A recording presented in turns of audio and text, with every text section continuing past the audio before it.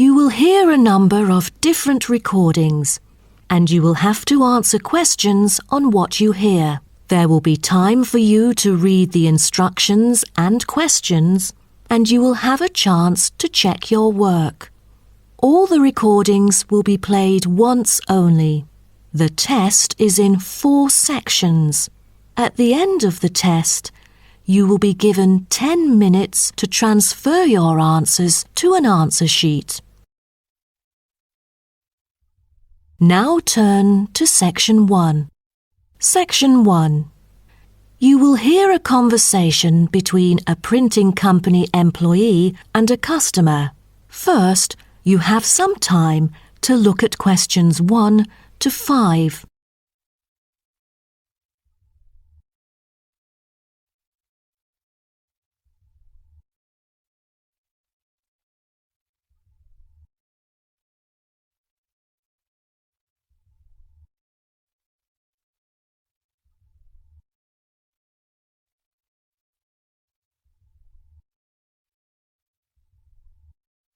You will see that there is an example which has been done for you. On this occasion only, the conversation relating to this will be played first. Good afternoon. Welcome to Matrix Printing. I'm John Smith. How can I help you? Good afternoon. I'm here to reprint a brochure for our hotel. There are some pages that need revising. The customer says the brochure sample needs revising. So, brochure has been written in the space. Now we shall begin. You should answer the questions as you listen, because you will not hear the recording a second time. Listen carefully and answer questions 1 to 5.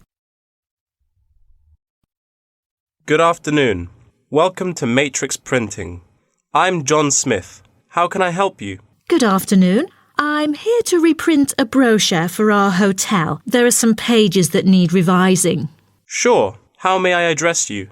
Oh, I'm Mary Jane from Central Hotel Chains. Nice to meet you. I've got samples of the previous version. I assume it is your company's advertising brochure. Yes. What exactly is the problem?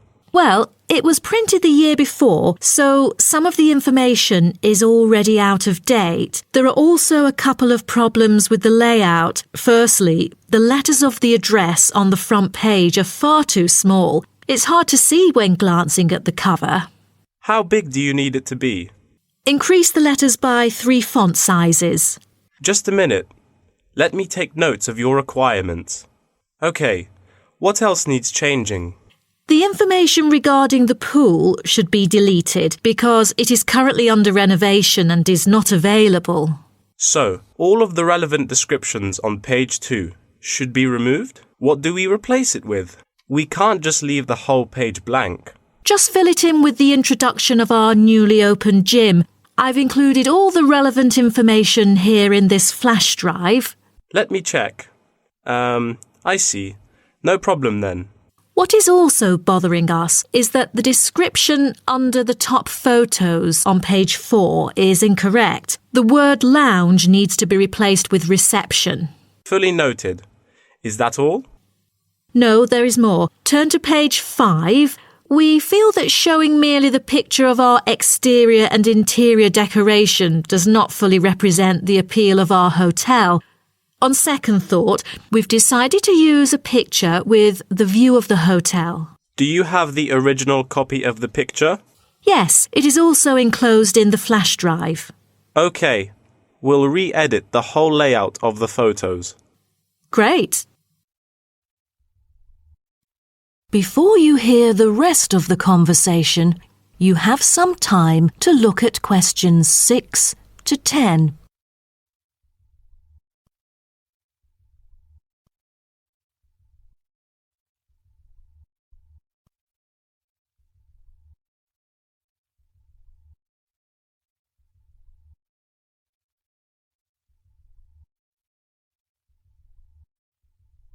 Now listen and answer questions 6 to 10.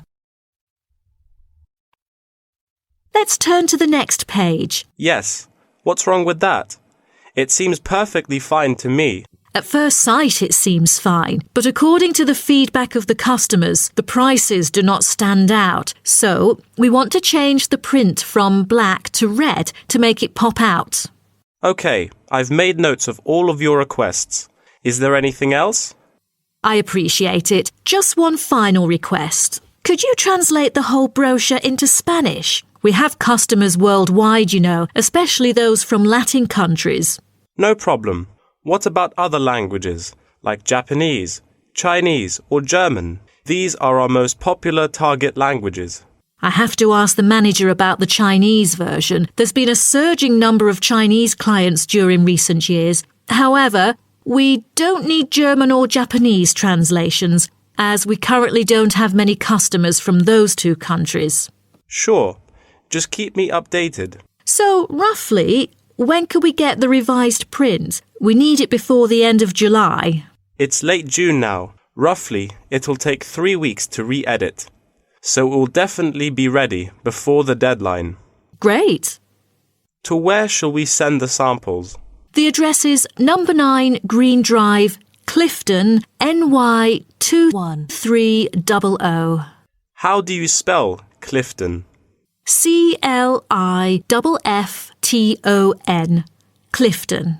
And the telephone number? It's 9030366602. Also, if you have any further questions, you can reach me through this number. Okay. That is the end of section 1. You now have half a minute to check your answers.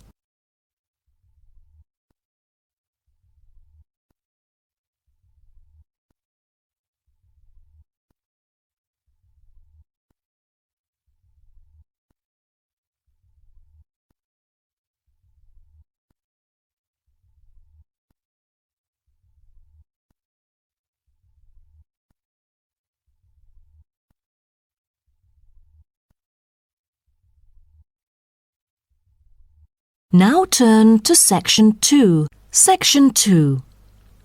You will hear a guide talking to a group of visitors about a national park. First, you have some time to look at questions 11 to 16.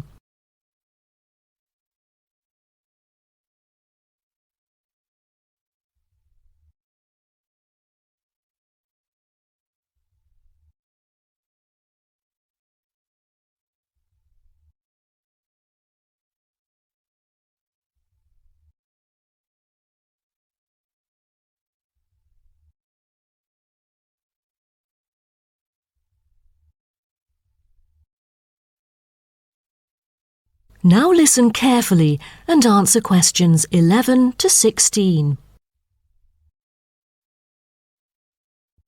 Welcome to Byron National Park. I am Jim Carson, your tour guide for the trip. First, I'd like to give you some basic information about the park. Covering 7,000 acres of land and spanning across 3 states, Byron National Park was established to protect the area's most spectacular scenic values. With unique geological features, natural history, and native plant and animal life, it is an ideal destination for recreation as well as research purposes. The park has a breathtaking waterfall connecting the longest river in the country, but it is most renowned for having the largest subtropical rainforest worldwide. There are many layers of tall, medium, and low vegetation growing with seasonal variations in the park. It is a place where the air seems green. Ardent hikers can find an awesome array of options here. Apart from the dense green rainforest, tourists can also hike along the mountain trail. Despite the stunning view, taking photos is not advised on the way up, I'm afraid, as one might get distracted and the narrow trail by the sheer cliff is quite dangerous. When you reach the top of the mountain, there is nothing better than having a picnic under the trees with your family. Accompanied mostly by wildlife, walkers as well as cyclists may find the bush track a good choice for having a tranquil time to themselves. As your tour guide, I suggest that only expert hikers take the creek circuit, because its beautiful and inspiring scenery through the subtropical jungle is paralleled by its physical challenges. A list of transport is available within the park. Bicycles are a popular choice, as it is the most flexible way to get around. Electric trams are temporarily closed for maintenance. Boat trips down the river are an ideal way to spend a tranquil afternoon. Rest assured that transport within the park is covered in the bill. Extreme sports is another highlight of the park. There are, for adventurous grown-ups, especially those who are comfortable with having a racing heart, scary as it may sound, it is actually safe to participate in extreme sports under strict instructions and close supervision. Abseiling is available regardless of the weather. It is a fun way to overcome fear of heights, gain new skills, and get an adrenaline rush. Bungee jumping and paragliding are also available, except for during the summer. At this point, you might worry about meals here. Well, even though there is only one restaurant in the park at the moment, the variety of dishes is astonishing. There are 2 meals included in the price. Just get your meal ticket at the reception before dining. Also, there is no need to make reservations or worry about availability, since there are plenty of tables. Before you hear the rest of the talk, you have some time to look at questions 17 to 20.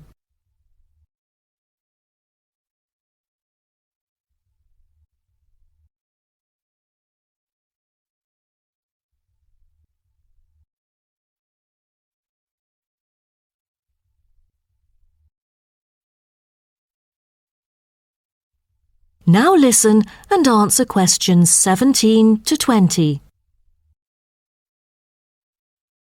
During your stay here, you might want to know what there is to do. Let's turn to the plan so I can familiarize you with the layout of the park. Most tourists would choose to stay in our guest house, located in the southeast corner. It features 63 tastefully appointed guest rooms, many of which offer spectacular views of the park. You'll find a home away from home at our guest house. But for those who want to experience the natural beauty up close, there is also a campsite. When you get out of the guest house, go straight ahead, turn right at the end of the road. To your left, there is a campsite amongst the trees where you could spend a night under the stars together with owls and chipmunks. If you look at the top left of the plan, you will notice a picnic area. You can either bring your own food, or we can deliver food to you. Barbecue is an option. The business centre is situated directly opposite the picnic area. It provides flexible, fully serviced offices, conferencing suites, meeting rooms, and is equipped with the latest multimedia facilities. Wired, as well as wireless, high-speed internet is available within the entire premises. The centre is designed to cater to both individual travellers and corporate groups. Visitors can also go to the museum, which holds a vast collection that exhibits local history and a natural habitat. You start from the guest house, just turn left at the first conjunction, then walk past the tea house. Turn right. You'll see the museum after making the third right. Have you found it? Pretty easy, right? To spend a delightful afternoon with a book and a fresh cup of coffee, you can go to the only cafe in the park. From the guest house, you go straight, then take the second right, and you'll see the cafe right in front of you.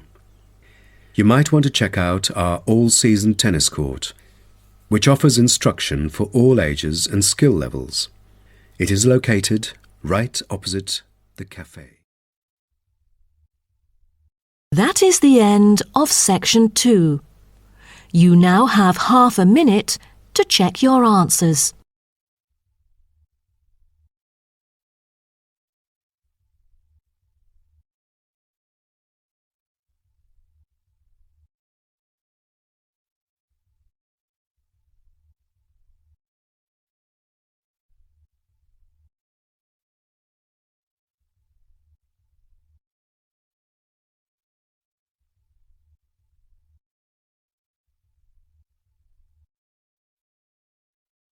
Now turn to Section 3. Section 3. You will hear two students called Helen and Paul talking to their tutor about a nursing course. First, you have some time to look at questions 21 to 24.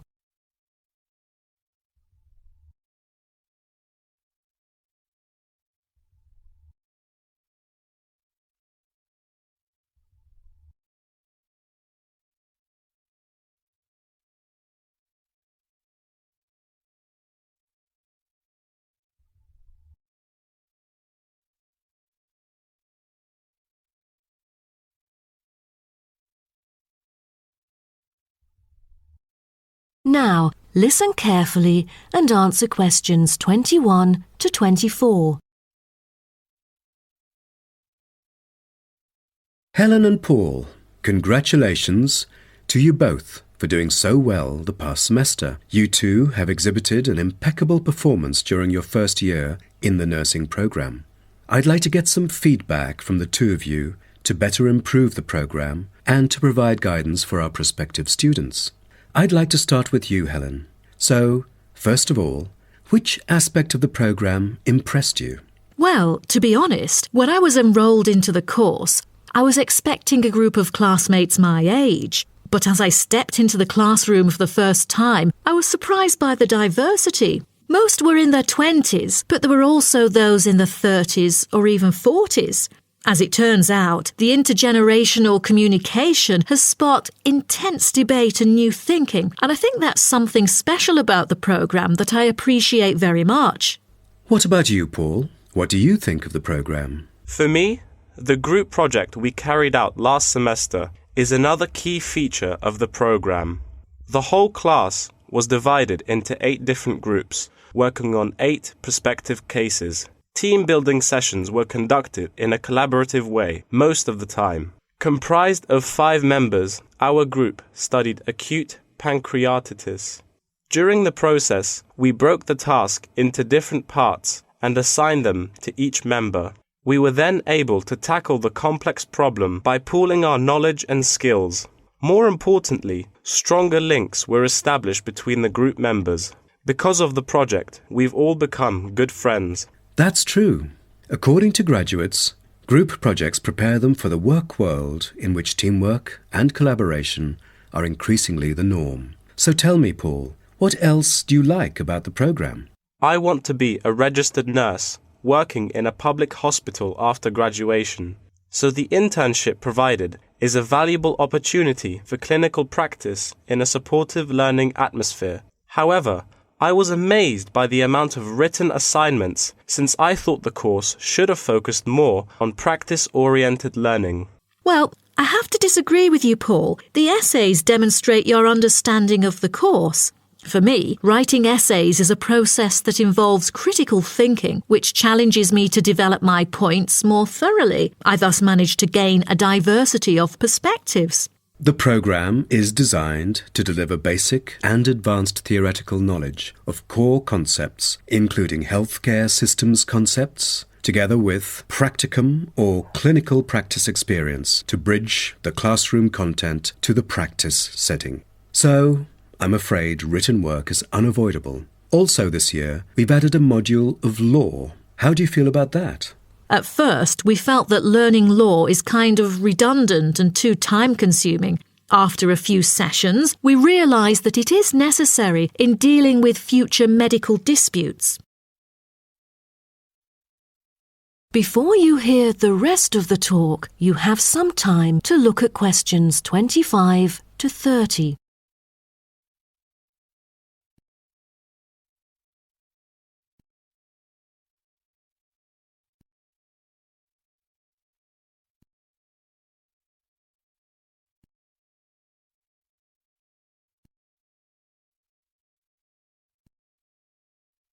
Now, listen and answer questions 25 to 30. Do you have any suggestions for prospective students? What bothers me most is handing in essays on time. I almost missed the deadline once because there were 3 essays due within the same week. So rationalizing your time is critical. Well, that's true. The lectures deliver so much useful information. I have poor memory, so I kept making notes and revisiting them on a regular basis.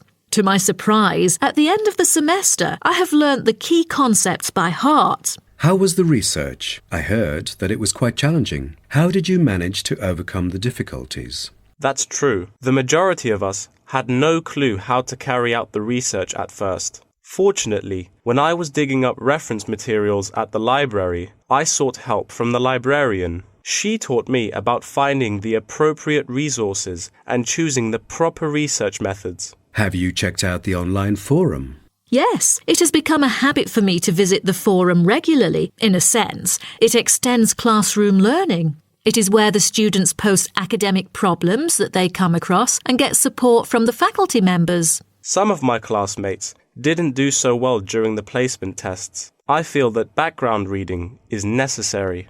Lastly, do you have anything to say to the freshmen?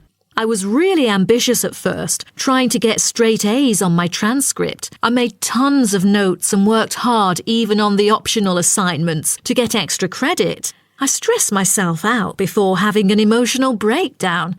After consulting my advisor, I found it important to set realistic goals. Don't push yourself too hard. It is wise to sort out your priorities.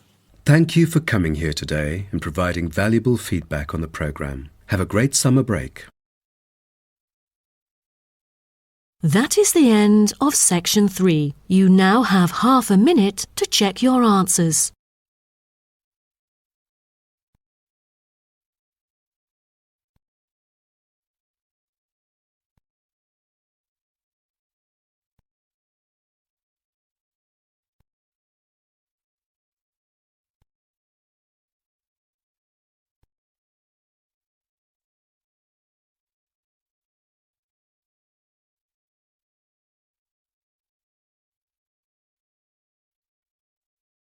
Now turn to section 4. Section 4.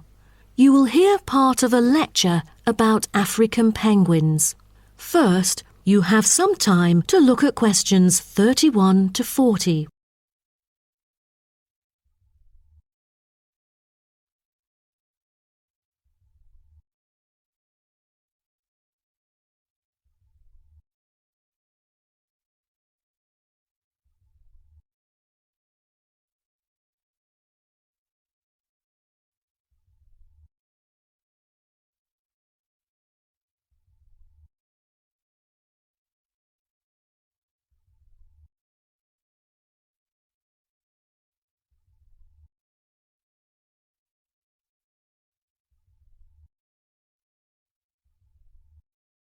Now, listen carefully and answer questions 31 to 40. Good morning, everyone. Today's lecture is about a type of adorable animal, the penguin. When you think of penguins, you may picture them surrounded by snow and ice. But not all penguins live where it's cold. African penguins live in the southern tip of Africa. They are usually found within 40 kilometres of the shore and on a number of its surrounding islands. African penguins are also known as jackass penguins because they make donkey-like braying sounds to communicate. African penguins can keep their body temperature at a stable level, but their land habitat can get quite warm, so there are a number of ways for them to stay cool. They limit their daylight movements on breeding sites on land to early mornings and early evenings to avoid too much sun. The pink glands above their eyes can help them cope with the temperate climates. Like other penguins, African penguins spend most of the day feeding in the ocean, which also helps keep them cool. Being a type of small to medium-sized penguin species, African penguins average about 60 centimetres tall and weigh up to 3.6 kilograms. They have a black stripe and a pattern of unique black spots on their chest. Males are larger than females and have larger beaks. Even though they are categorised as birds, African penguins aren't able to fly because of their heavy bones. Their wings are more like flippers that make them particularly suited for life in the water. When they're on land, their flippers and their tails help them keep their balance and walk upright. African penguins begin to breed at the average age of 4. When a male and female pair up, they tend to breed together for the rest of their lives. Most other penguins nest and lay their eggs out in the open, but African penguins have a different approach. They dig holes under bushes out of their own excrement, called guano, so they are sheltered from the sun and predators. The African penguins survive on a diet that is comprised mainly of marine organisms. They feed primarily on fish like sardines, along with the occasional squid and shellfish. But when normal food is in short supply, they eat tree roots as well. The streamlined body of the African penguin allows it to move through the water like a rocket, capable of reaching a speed of around 20 kilometers per hour when hunting for food.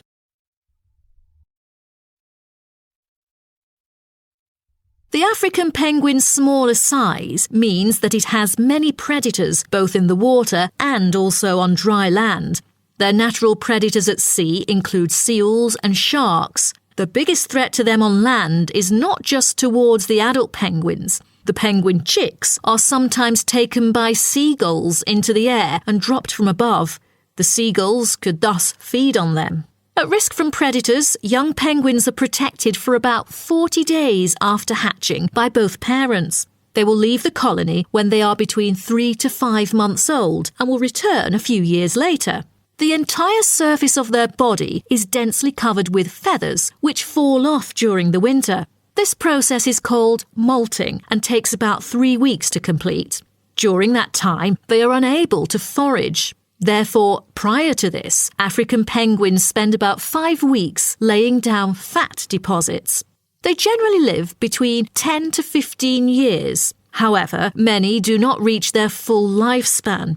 Their population has drastically declined. Approximately 120,000 African penguins remain in the wild, and their population has decreased by 90% in the past 60 years.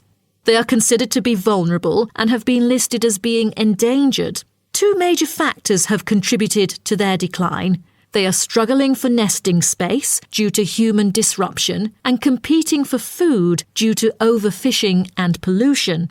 With the limited number of breeding pairs, survivorship becomes difficult for African penguins. This makes them especially vulnerable as environmental conditions change or an outbreak of a disease occurs. For instance, avian malaria has caused 27% of the captive breeding penguins' deaths annually. The more genetic diversity there is within a species, the higher the likelihood that at least some of the individuals will adapt and survive. That is the end of section 4.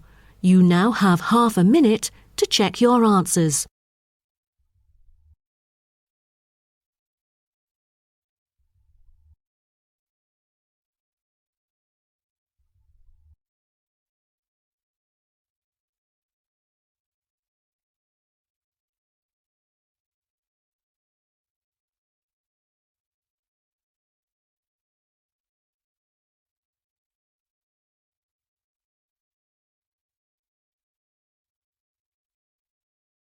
That is the end of the listening test. In the IELTS test, you will now have 10 minutes to transfer your answers to an answer